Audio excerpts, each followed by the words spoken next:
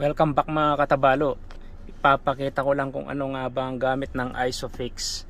Ang Isofix ay matatagpuan sa rear passenger seat mga katabalo. Ayan, nakalagay siya.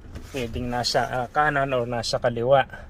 Ganito ang itsura niya mga katabalo. Ayan, may nakalagay Isofix. Minsan walang nakalagay na Isofix, pero merong bakal na.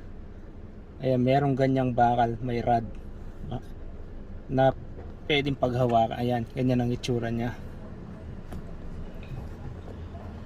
Ginagamit to para dyan iklam yung baby car seat mga katabalo. Ayan, sampulin natin, pakita natin. Yung iba walang ganito mga katabalo. Yung yan na kaagad ang ilalagay. Seatbelt lang ang gamit para ma-hold ito.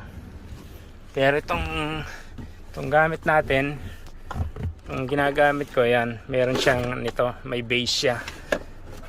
So ito, may dalawang ganito mga katabalo na ikaklam dun sa Isofix. Ayan, saksak lang natin siya.